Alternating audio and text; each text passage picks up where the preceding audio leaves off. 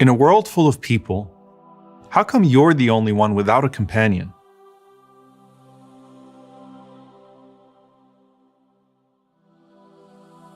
Is happiness not your lot in life?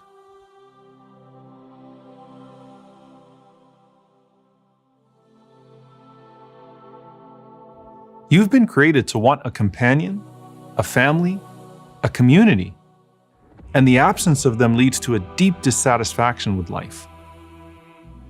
If you're in a stage of your life now where it's in your qadr to be alone, how can you come to terms with that?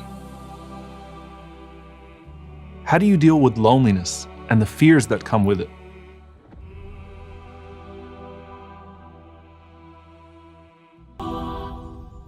O Abu Dharr, you will live alone, die alone, and be raised up alone on the Day of Judgment.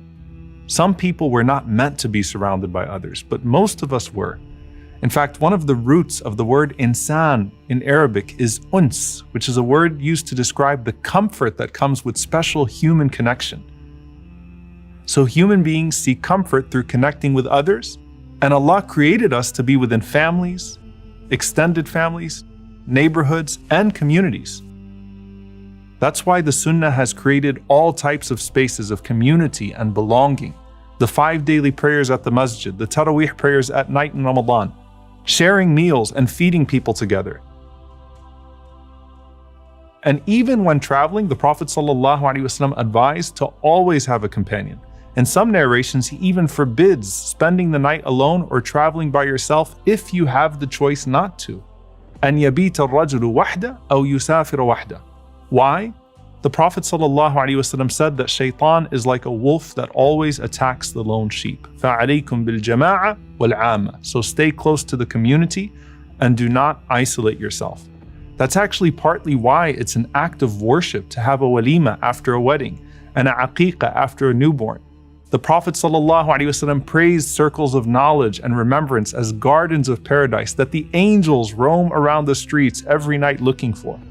Allah created nearly everything in pairs. وَمِن كُلِّ شَيْءٍ خَلَقْنَا زَوْجَيْنِ لَعَلَّكُمْ تَذَكَّرُونَ. And of all things we created pairs so that perhaps you will remember. Musa alayhi salam asked for Allah to give him in his brother a prophet. أُشْدُدْ بِهِ أَزْرِي وَأَشْرِكْهُ فِي أَمْرِي. Strengthen me through him and let him share with me in my burden. Some of the scholars said that no one has ever done a greater favor for someone else like Musa. Through his dua, his brother was made a prophet. And of course, human beings crave for a spouse to find comfort from loneliness.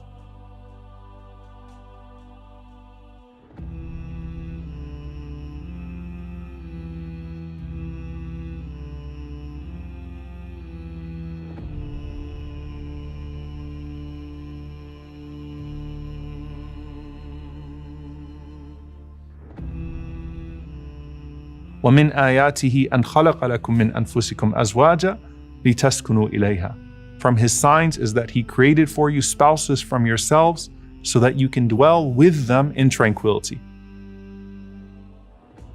The Prophet ﷺ encouraged marriage so strongly that he said, "An-nikahu min sunnati." Marriage is from my sunnah, and whoever turns away from my sunnah is not from me.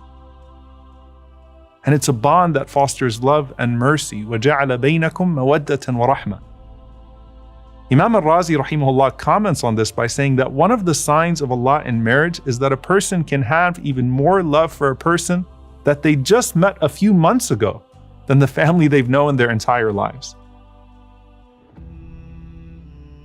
And the best unions are the ones that bring families together. The people that loved you before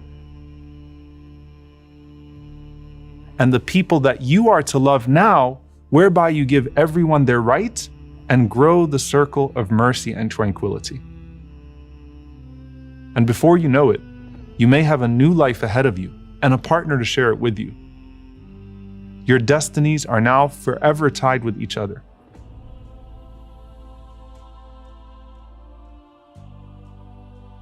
In Jannah, no one is single. And if two people make it to Jannah together, they have each other there too. So you might actually be marrying a piece of your Jannah here. And just as your life was filled with beautiful moments in this world, Allah will make your spouse the most beautiful part of your Jannah if you do the righteous deeds that earn His pleasure together. But what if loneliness is your decree here? And beyond marriage, why would that even be the case at different points of your life? The scholars mention various types of loneliness. When you're without a companion or a friend or a family member, it is difficult, but it could be to unlock the gifts of khalwa, seclusion, and learning to ponder upon the signs of Allah without the distraction of people. Then there's the loneliness of estrangement, and that's the hardest type. When people leave you because of who you are, or who you are naturally causes you to drift away from people. You can have loneliness decreed upon you because you have such bad character and no one wants to be around you. And the Prophet ﷺ said that the worst person is the one that people abandon because they don't want to deal with their foul mouths. So Allah could be prescribing you loneliness in that form so that you can finally work on your temper or bad character so that you don't alienate the people you love anymore. And the same thing is true for sin and lowliness. Some people around you might want to break bad habits that cause them failure in this life or the next. And you get left behind, stuck in them, with Allah giving you a warning to get your priorities right, then the right type of people will be put back into your life. But subhanAllah, sometimes it's not your sins that push you away from people. Sometimes it's actually your good deeds and the new higher standards that set you apart. And that's the praiseworthy estrangement known as ghurba. Because when we grow in our faith and abandon old lifestyles, we can lose old friends and some family members can even become distant. So as Ibn al-Qayyim rahimahullah explains, it's not that loneliness is in and of itself a spiritual station, but when a person rises in rank, their loneliness can be a decreed consequence from Allah subhanahu wa ta'ala. As He says, Al-Arifu anisa billah fa'awhashahu min ghayri. The knower of Allah finds closeness to Him, which causes him distance from other than Him. So both the good deed and the bad deed can lead to a decree of being alienated from other people. But whether it's through what Allah has decreed through physical loneliness, estrangement, waiting to find your spouse, or not having your friends and family with you anymore, finding Allah as a result is the greatest qadr you can have, whether people are around or not. Allah subhanahu wa ta'ala says in a hadith Qudsi, أَنَا عِنْدَ ظَنِّ عَبْدِي بِي وَأَنَا مَعَهُ إِذَا ذَكَرَنِي. I am what my servant thinks of me, and I am with him when he remembers me. فَإِنْ ذَكَرَنِي فِي نَفْسِهِ ذَكَرْتُهُ فِي نَفْسِي وَإِنْ ذَكَرَنِي فِي مَلَإٍ ذَكَرْتُهُ فِي مَلَإٍ خَيْرٍ مِّنْهُ. If he remembers me in himself, I will remember him in myself. And if he remembers me in a gathering, I make mention of him in a greater gathering than his. When Allah subhanahu wa ta'ala decrees a loss of rizq in possessions and you are patient, He gives you with a greater possession in paradise. But when Allah decrees for you loneliness and a loss of people and you are patient, He gives you something far better than that. He gives you Himself. متى أوحشك من خلقه فاعلم أنه يريد أن يفتح لك باب الأنس به. When He alienates you from His creatures, then know that He wants to open for you the door of intimacy with Him. Accepting that someone you wanted to be with before has been chosen for someone else can be the path to tasting the sweetness of Iman.